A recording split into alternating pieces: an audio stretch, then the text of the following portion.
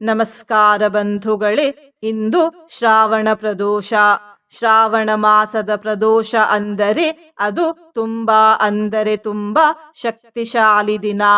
ಏಕೆಂದರೆ ಶ್ರಾವಣ ಮಾಸ ಹಾಗೂ ಪ್ರದೋಷ ಎರಡು ಕೂಡ ಶಿವದೇವರನ್ನು ಆರಾಧಿಸುವ ಮಾಸ ಹಾಗೂ ದಿನ. ಹಾಗಾಗಿ ಈ ದಿನ ನಾವು ಶ್ರೀ ಶಿವದೇವರ ಒಂದು ರೂಪವಾದ ಶ್ರೀ ದಕ್ಷಿಣಾಮೂರ್ತಿ ದೇವರ ಒಂದು ಶಕ್ತಿಶಾಲಿ ಮಂತ್ರವನ್ನು ಪಾರಾಯಣ ಮಾಡಿದ್ದೇವೆ. ಈ ಮಂತ್ರವನ್ನು ಇಂದು ಪ್ರಾತಃ ಕಾಲದಲ್ಲಿ 108 ಬಾರಿ ಹಾಗೂ ಸಾಯಂಕಾಲದಲ್ಲಿ 108 ಬಾರಿ ಶ್ರದ್ಧಾಭಕ್ತಿಯಿಂದ ಪಾರಾಯಣ ಅಥವಾ ಶ್ರವಣ ಮಾಡಿದರೆ ಕಷ್ಟಗಳೆಲ್ಲ ದೂರವಾಗುತ್ತವೆ, ಹಣಕಾಸಿನ ಸಮಸ್ಯೆಗಳು ಪರಿಹಾರವಾಗುತ್ತವೆ, ಮಾನಸಿಕ ಶಾಂತಿ ಲಭಿಸುತ್ತದೆ, ವ್ಯಾಪಾರದಲ್ಲಿ ವೃದ್ಧಿಯಾಗುತ್ತದೆ ಮತ್ತು ಮುಂದಿನ ಜೀವನ ಉಜ್ವಲವಾಗಿರುತ್ತದೆ. ಇಂದಿನ ಮನೆಮದ್ದು ಹೀಗಿದೆ. ನಿದ್ರಾಹೀನತೆಯ ಸಮಸ್ಯೆ ಇರುವವರು ಈ ಒಂದು ಮನೆಮದ್ದನ್ನು ಉಪಯೋಗಿಸಿ. ಬಸಳೆ ಸೊಪ್ಪಿನ ಎಲೆಗಳನ್ನು ತೊಳೆದು ಅವುಗಳನ್ನು 1 ಲೋಟ ನೀರಿಗೆ ಹಾಕಿ ಚೆನ್ನಾಗಿ ಬಿಸಿ ಮಾಡಿ ಸೂಪನ್ನು ತಯಾರಿಸಿಕೊಳ್ಳಿ. ಈ ಸೂಪಿಗೆ ಸ್ವಲ್ಪ ಅಂದರೆ 2 ಚಿಟಕಿ ಕರಿಮೆಣಸಿನ ಪುಡಿಯನ್ನು ಹಾಕಿ ಮಿಕ್ಸ್ ಮಾಡಿ ಕುಡಿಯಿರಿ. ಹೀಗೆ ಮಾಡುವುದರಿಂದ ನಿದ್ರಾಹೀನತೆಯ ಸಮಸ್ಯೆ ದೂರವಾಗುತ್ತದೆ.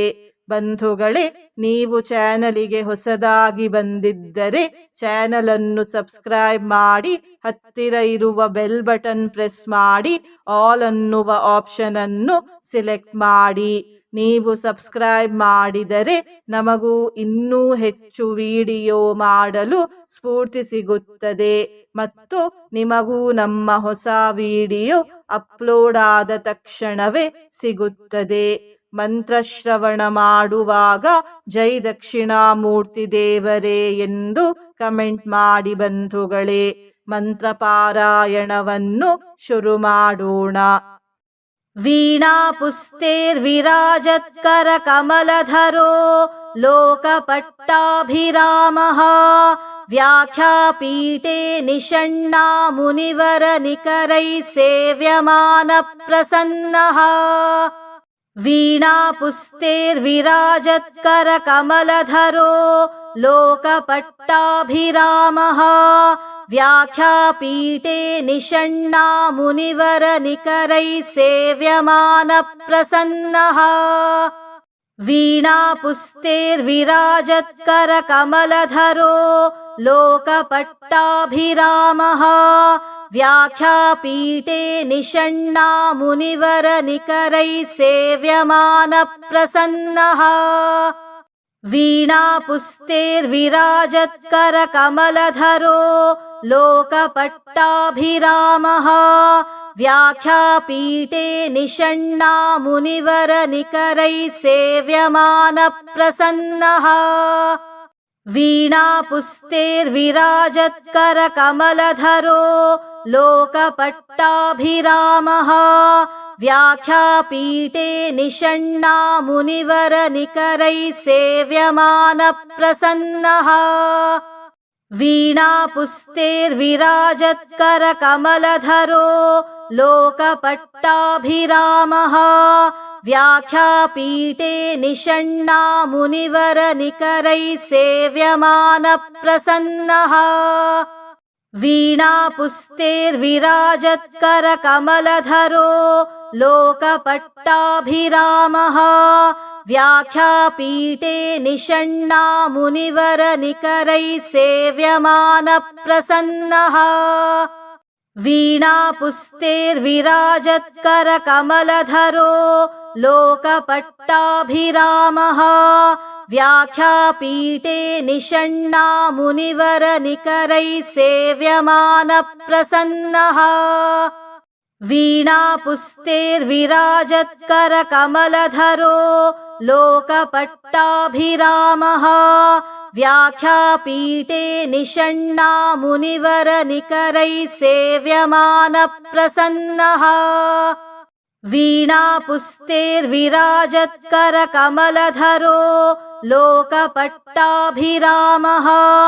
व्याख्यापीठे निषण्णामुनिवरनिकरैः सेव्यमानप्रसन्नः वीणापुस्तेर्विराजत्करकमलधरो लोकपट्टाभिरामः व्याख्यापीठे निषण्णामुनिवरनिकरैः सेव्यमानप्रसन्नः वीणापुस्तेर्विराजत्करकमलधरो लोकपट्टाभिरामः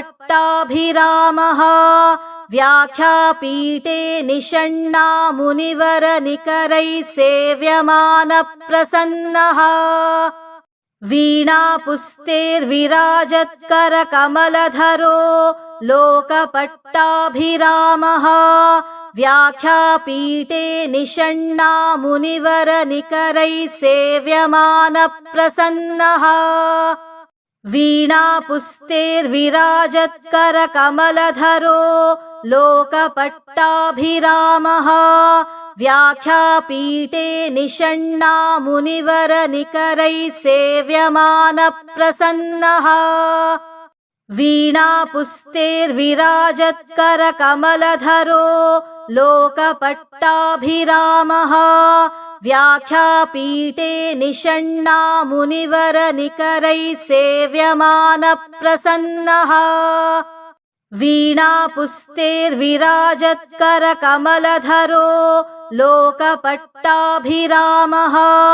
व्याख्यापीठे निषण्णामुनिवरनिकरैः सेव्यमानप्रसन्नः वीणापुस्तेर्विराजत्करकमलधरो लोकपट्टाभिरामः व्याख्यापीठे निषण्णामुनिवरनिकरैः सेव्यमानप्रसन्नः वीणापुस्तेर्विराजत्करकमलधरो लोकपट्टाभिरामः व्याख्यापीठे निषण्णामुनिवरनिकरैः सेव्यमानप्रसन्नः वीणापुस्तेर्विराजत्करकमलधरो लोकपट्टाभिरामः व्याख्यापीठे निषण्णामुनिवरनिकरैः सेव्यमानप्रसन्नः वीणापुस्तेर्विराजत्करकमलधरो लोकपट्टाभिरामः व्याख्यापीठे निषण्णामुनिवरनिकरैः सेव्यमानप्रसन्नः वीणापुस्तेर्विराजत्करकमलधरो लोकपट्टाभिरामः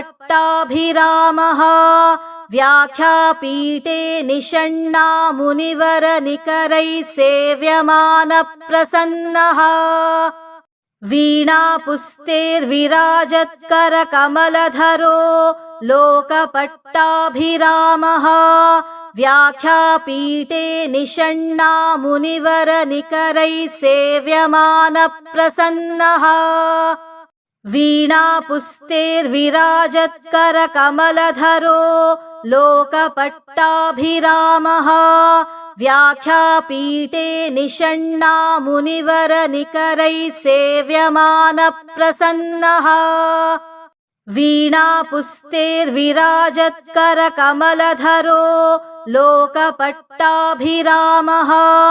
व्याख्यापीठे निषण्णामुनिवरनिकरैः सेव्यमानप्रसन्नः वीणापुस्तेर्विराजत्करकमलधरो लोकपट्टाभिरामः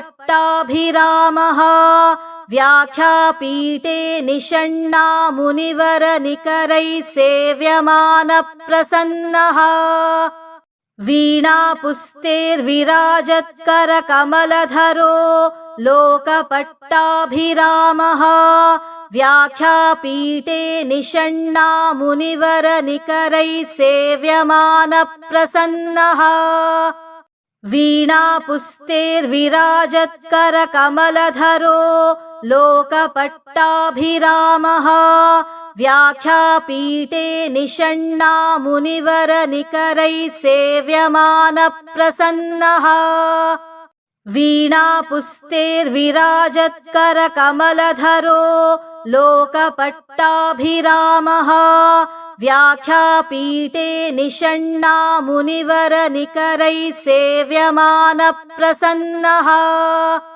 वीणापुस्तेर्विराजत्करकमलधरो लोकपट्टाभिरामः व्याख्यापीठे निषण्णामुनिवरनिकरैः सेव्यमानप्रसन्नः वीणापुस्तेर्विराजत्करकमलधरो लोकपट्टाभिरामः व्याख्यापीठे निषण्णामुनिवरनिकरैः सेव्यमानप्रसन्नः वीणापुस्तेर्विराजत्करकमलधरो लोकपट्टाभिरामः व्याख्यापीठे निषण्णामुनिवरनिकरैः सेव्यमानप्रसन्नः वीणापुस्तेर्विराजत्करकमलधरो लोकपट्टाभिरामः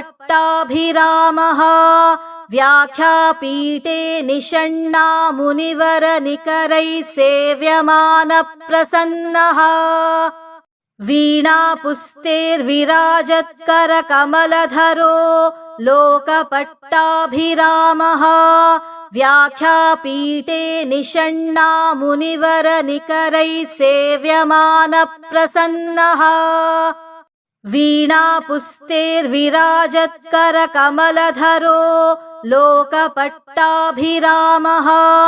व्याख्यापीठे निषण्णामुनिवरनिकरैः सेव्यमानप्रसन्नः वीणापुस्तेर्विराजत्करकमलधरो लोकपट्टाभिरामः व्याख्यापीठे निषण्णामुनिवरनिकरैः सेव्यमानप्रसन्नः वीणापुस्तेर्विराजत्करकमलधरो लोकपट्टाभिरामः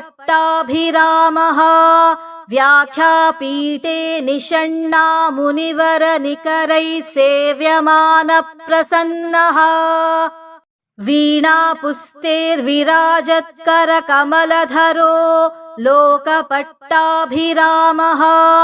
व्याख्यापीठे निषण्णामुनिवरनिकरैः सेव्यमानप्रसन्नः वीणापुस्तेर्विराजत्करकमलधरो लोकपट्टाभिरामः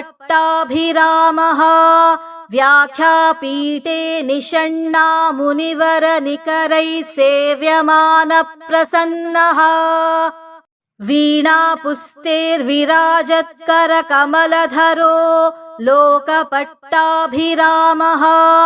व्याख्यापीठे निषण्णामुनिवरनिकरैः सेव्यमानप्रसन्नः वीणापुस्तेर्विराजत्करकमलधरो लोकपट्टाभिरामः व्याख्यापीठे निषण्णामुनिवरनिकरैः सेव्यमानप्रसन्नः वीणापुस्तेर्विराजत्करकमलधरो लोकपट्टाभिरामः व्याख्यापीठे निषण्णामुनिवरनिकरैः सेव्यमानप्रसन्नः वीणापुस्तेर्विराजत्करकमलधरो लोकपट्टाभिरामः व्याख्यापीठे निषण्णामुनिवरनिकरैः सेव्यमानप्रसन्नः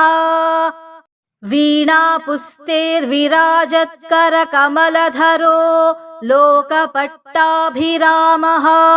व्याख्यापीठे निषण्णामुनिवरनिकरैः सेव्यमानप्रसन्नः वीणापुस्तेर्विराजत्करकमलधरो लोकपट्टाभिरामः व्याख्यापीठे निषण्णामुनिवरनिकरैः सेव्यमानप्रसन्नः वीणापुस्तेर्विराजत्करकमलधरो लोकपट्टाभिरामः व्याख्यापीठे निषण्णामुनिवरनिकरैः सेव्यमानप्रसन्नः वीणापुस्तेर्विराजत्करकमलधरो लोकपट्टाभिरामः व्याख्यापीठे निषण्णामुनिवरनिकरैः सेव्यमानप्रसन्नः। वीणापुस्तेर्विराजत्करकमलधरो लोकपट्टाभिरामः व्याख्यापीठे निषण्णामुनिवरनिकरैः सेव्यमानप्रसन्नः। वीणापुस्तेर्विराजत्करकमलधरो लोकपट्टाभिरामः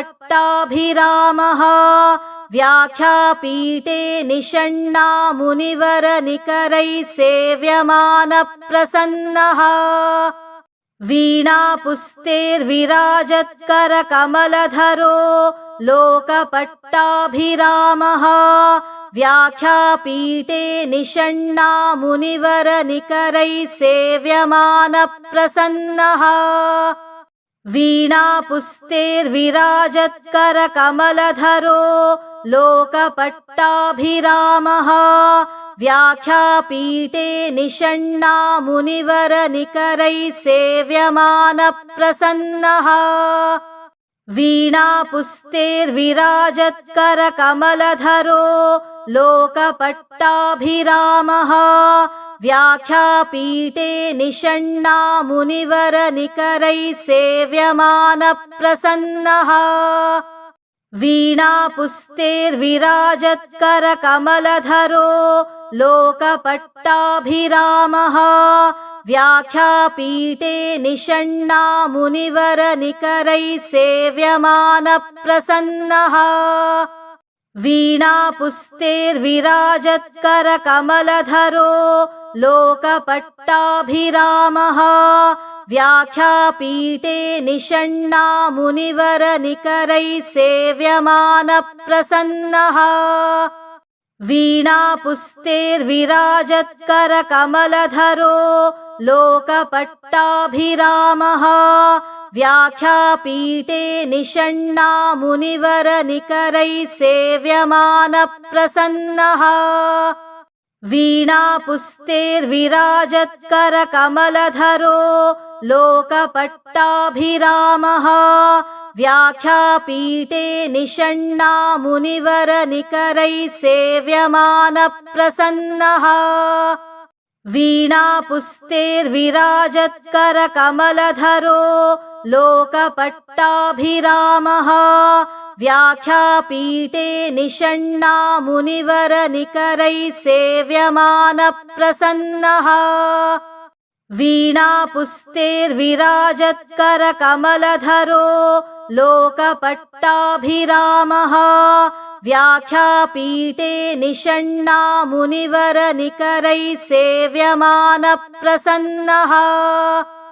वीणापुस्तेर्विराजत्करकमलधरो लोकपट्टाभिरामः व्याख्यापीठे निषण्णामुनिवरनिकरैः सेव्यमानप्रसन्नः। वीणापुस्तेर्विराजत्करकमलधरो लोकपट्टाभिरामः व्याख्यापीठे निषण्णामुनिवरनिकरैः सेव्यमानप्रसन्नः। वीणापुस्तेर्विराजत्करकमलधरो लोकपट्टाभिरामः व्याख्यापीठे निषण्णामुनिवरनिकरैः सेव्यमानप्रसन्नः। वीणापुस्तेर्विराजत्करकमलधरो लोकपट्टाभिरामः व्याख्यापीठे निषण्णामुनिवरनिकरैः सेव्यमानप्रसन्नः। वीणापुस्तेर्विराजत्करकमलधरो लोकपट्टाभिरामः व्याख्यापीठे निषण्णामुनिवरनिकरैः सेव्यमानप्रसन्नः। वीणापुस्तेर्विराजत्करकमलधरो लोकपट्टाभिरामः व्याख्यापीठे निषण्णामुनिवरनिकरैः सेव्यमानप्रसन्नः। वीणापुस्तेर्विराजत्करकमलधरो लोकपट्टाभिरामः व्याख्यापीठे निषण्णामुनिवरनिकरैः सेव्यमानप्रसन्नः वीणापुस्तेर्विराजत्करकमलधरो लोकपट्टाभिरामः व्याख्यापीठे निषण्णामुनिवरनिकरैः सेव्यमानप्रसन्नः वीणापुस्तेर्विराजत्करकमलधरो लोकपट्टाभिरामः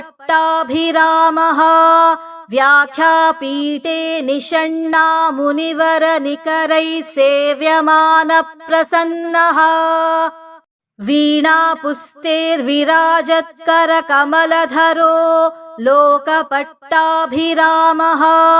व्याख्यापीठे निषण्णामुनिवरनिकरैः सेव्यमानप्रसन्नः वीणापुस्तेर्विराजत्करकमलधरो लोकपट्टाभिरामः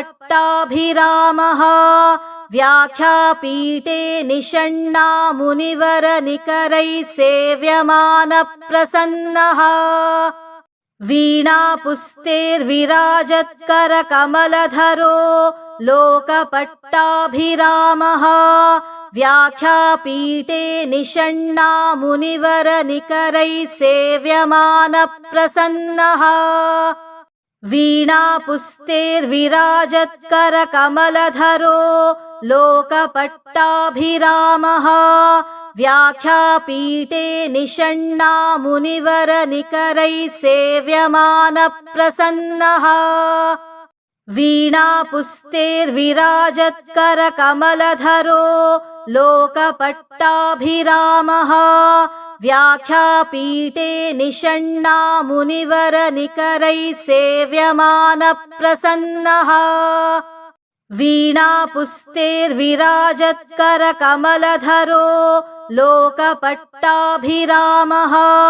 व्याख्यापीठे निषण्णामुनिवरनिकरैः सेव्यमानप्रसन्नः वीणापुस्तेर्विराजत्करकमलधरो लोकपट्टाभिरामः व्याख्यापीठे निषण्णामुनिवरनिकरैः सेव्यमानप्रसन्नः वीणापुस्तेर्विराजत्करकमलधरो लोकपट्टाभिरामः व्याख्यापीठे निषण्णामुनिवरनिकरैः सेव्यमानप्रसन्नः वीणापुस्तेर्विराजत्करकमलधरो लोकपट्टाभिरामः व्याख्यापीठे निषण्णामुनिवरनिकरैः सेव्यमानप्रसन्नः वीणापुस्तेर्विराजत्करकमलधरो लोकपट्टाभिरामः व्याख्यापीठे निषण्णामुनिवरनिकरैः सेव्यमानप्रसन्नः वीणापुस्तेर्विराजत्करकमलधरो लोकपट्टाभिरामः व्याख्यापीठे निषण्णामुनिवरनिकरैः सेव्यमानप्रसन्नः वीणापुस्तेर्विराजत्करकमलधरो लोकपट्टाभिरामः व्याख्यापीठे निषण्णामुनिवरनिकरैः सेव्यमानप्रसन्नः वीणापुस्तेर्विराजत्करकमलधरो लोकपट्टाभिरामः व्याख्यापीठे निषण्णामुनिवरनिकरैः सेव्यमानप्रसन्नः वीणापुस्तेर्विराजत्करकमलधरो लोकपट्टाभिरामः व्याख्यापीठे निषण्णामुनिवरनिकरैः सेव्यमानप्रसन्नः वीणापुस्तेर्विराजत्करकमलधरो लोकपट्टाभिरामः व्याख्यापीठे निषण्णामुनिवरनिकरैः सेव्यमानप्रसन्नः वीणापुस्तेर्विराजत्करकमलधरो लोकपट्टाभिरामः व्याख्यापीठे निषण्णा मुनिवरनिकरैः सेव्यमानप्रसन्नः वीणापुस्तेर्विराजत्करकमलधरो लोकपट्टाभिरामः व्याख्यापीठे निषण्णा मुनिवरनिकरैः सेव्यमानप्रसन्नः वीणापुस्तेर्विराजत्करकमलधरो लोकपट्टाभिरामः व्याख्यापीठे निषण्णा मुनिवरनिकरैः सेव्यमानप्रसन्नः वीणापुस्तेर्विराजत्करकमलधरो लोकपट्टाभिरामः व्याख्यापीठे निषण्णा मुनिवरनिकरैः सेव्यमानप्रसन्नः वीणापुस्तेर्विराजत्करकमलधरो लोकपट्टाभिरामः व्याख्यापीठे निषण्णा मुनिवरनिकरैः सेव्यमानप्रसन्नः वीणापुस्तेर्विराजत्करकमलधरो लोकपट्टाभिरामः व्याख्यापीठे निषण्णा मुनिवरनिकरैः सेव्यमानप्रसन्नः वीणापुस्तेर्विराजत्करकमलधरो लोकपट्टाभिरामः व्याख्यापीठे निषण्णा मुनिवरनिकरैः सेव्यमानप्रसन्नः वीणापुस्तेर्विराजत्करकमलधरो लोकपट्टाभिरामः व्याख्यापीठे निषण्णा मुनिवरनिकरैः सेव्यमानप्रसन्नः वीणापुस्तेर्विराजत्करकमलधरो लोकपट्टाभिरामः व्याख्यापीठे निषण्णा मुनिवरनिकरैः सेव्यमानप्रसन्नः वीणापुस्तेर्विराजत्करकमलधरो लोकपट्टाभिरामः व्याख्यापीठे निषण्णा मुनिवरनिकरैः सेव्यमानप्रसन्नः वीणापुस्तेर्विराजत्करकमलधरो लोकपट्टाभिरामः व्याख्यापीठे निषण्णा मुनिवरनिकरैः सेव्यमानप्रसन्नः वीणापुस्तेर्विराजत्करकमलधरो लोकपट्टाभिरामः व्याख्यापीठे निषण्णा मुनिवरनिकरैः सेव्यमानप्रसन्नः वीणापुस्तेर्विराजत्करकमलधरो लोकपट्टाभिरामः व्याख्यापीठे निषण्णा मुनिवरनिकरैः सेव्यमानप्रसन्नः वीणापुस्तेर्विराजत्करकमलधरो लोकपट्टाभिरामः व्याख्यापीठे निषण्णा मुनिवरनिकरैः सेव्यमानप्रसन्नः वीणापुस्तेर्विराजत्करकमलधरो लोकपट्टाभिरामः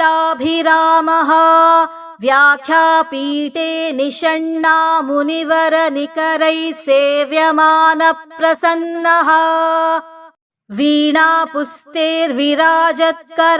वीणापुस्तेर्विराजत्करकमलधरो लोकपट्टाभिरामः व्याख्यापीठे निषण्णा मुनिवरनिकरैः सेव्यमानप्रसन्नः वीणापुस्तेर्विराजत्करकमलधरो लोकपट्टाभिरामः व्याख्यापीठे निषण्णा मुनिवरनिकरैः सेव्यमानप्रसन्नः वीणापुस्तेर्विराजत्करकमलधरो लोकपट्टाभिरामः व्याख्यापीठे निषण्णा मुनिवरनिकरैः सेव्यमानप्रसन्नः वीणापुस्तैर्विराजत्करकमलधरो लोकपट्टाभिरामः व्याख्यापीठे निषण्णा मुनिवरनिकरैः सेव्यमानप्रसन्नः वीणापुस्तैर्विराजत्करकमलधरो लोकपट्टाभिरामः व्याख्यापीठे निषण्णा मुनिवरनिकरैः सेव्यमानप्रसन्नः वीणापुस्तैर्विराजत्करकमलधरो लोकपट्टाभिरामः व्याख्यापीठे निषण्णा मुनिवरनिकरैः सेव्यमानप्रसन्नः वीणापुस्तैर्विराजत्करकमलधरो लोकपट्टाभिरामः व्याख्यापीठे निषण्णा मुनिवरनिकरैः सेव्यमानप्रसन्नः वीणापुस्तैर्विराजत्करकमलधरो लोकपट्टाभिरामः व्याख्यापीठे निषण्णा मुनिवरनिकरैः सेव्यमानप्रसन्नः वीणापुस्तैर्विराजत्करकमलधरो लोकपट्टाभिरामः व्याख्यापीठे निषण्णा मुनिवरनिकरैः सेव्यमानप्रसन्नः वीणापुस्तैर्विराजत्करकमलधरो लोकपट्टाभिरामः व्याख्यापीठे निषण्णा मुनिवरनिकरैः सेव्यमानप्रसन्नः वीणापुस्तैर्विराजत्करकमलधरो लोकपट्टाभिरामः व्याख्यापीठे निषण्णा मुनिवरनिकरैः सेव्यमानप्रसन्नः वीणापुस्तैर्विराजत्करकमलधरो लोकपट्टाभिरामः व्याख्यापीठे निषण्णा मुनिवरनिकरैः सेव्यमानप्रसन्नः